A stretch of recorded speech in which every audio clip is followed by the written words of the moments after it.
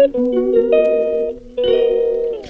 Morning guys. आज आमचं college होतं लवकर, सकाळ सकाळी 9:30 वाजता. तर आम्ही कॉलेजमध्ये पोचलोच आणि आम्ही पाहिलं तर काय, तर आमचा हॉलवे पूर्ण शिवाजी महाराजांच्या जयंतीनिमित्त सजवलेला होता. इतका सुंदर सजवला होता की मला प्रश्न पडला, हे माझंच कॉलेज आहे?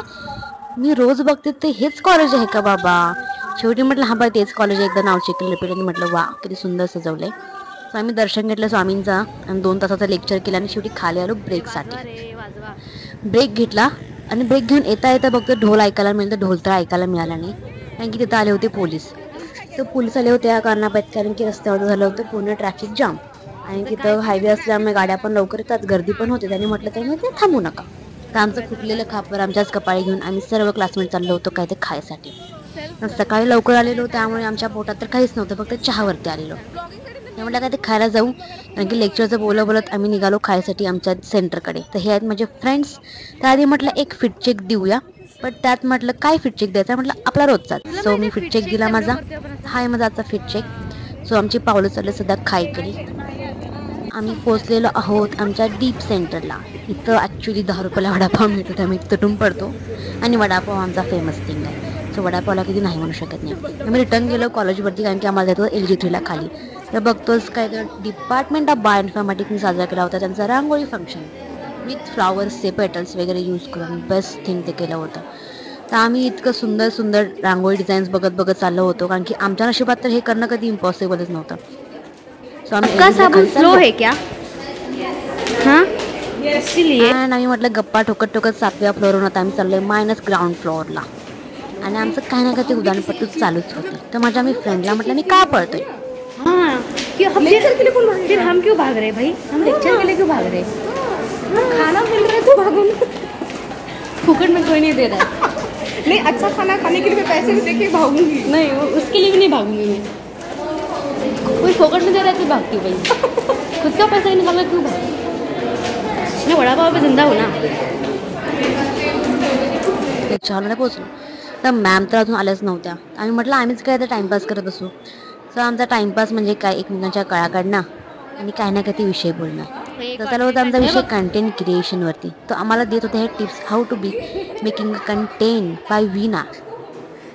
तर आम्ही असंच काही ना काही शूट केलं आणि बोलत बसलो. तर एक सांगत होते की माझा कंटेंट घेतला अशी तुझा ब्लॉग बघण्यासारखा राहणार नाही, मी इतकं बोलते. सर म्हटली ती नेक्स्ट इयर तू ब्लॉग हे कर, त्यामुळे तुला मी कंटेंट देईन. तर हिचं बोलणं आहे मला नेक्स्ट इयर पण थांबावं लागेल, तर तुम्हाला सुद्धा. तर ती मला ॲडवाईस देत होती की हां माझं बोलणं असं असायचं. तो पण म्हटलं आपण अथर्व बनू का. 2 लाईन काही बोल.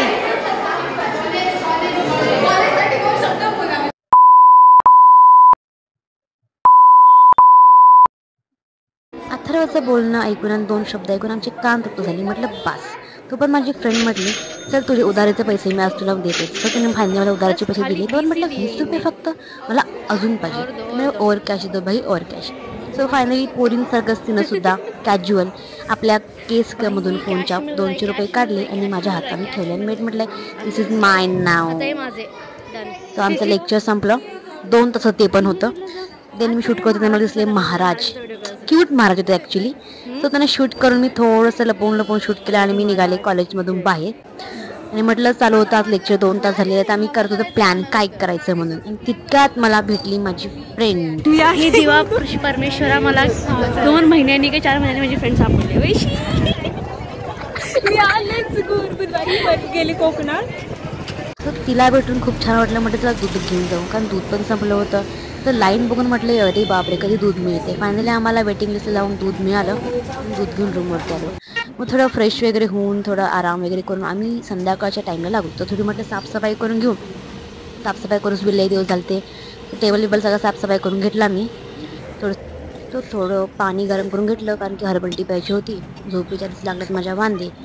तो हर्बल टी घातली पाण्यामध्ये आणि म्हटलं आणि ठेवलं मी तिला सोक करायला. तो पण म्हटलं आपण जरा बाकीचं क्लीन करून घेऊ आणि दूध तापवून घेऊ. नशीब माझं दूध खराब झालं नव्हतं आणि मी दूध तापवून घेतलं. म्हटलं थोडंसं काय ना काही करू. रूममेट पण आता झोपून उठली होती. लाईट ऑन केला, कारण की अंधार आयुष्यात आलीच आहे. अजून इतका अंधार नको आहे मला.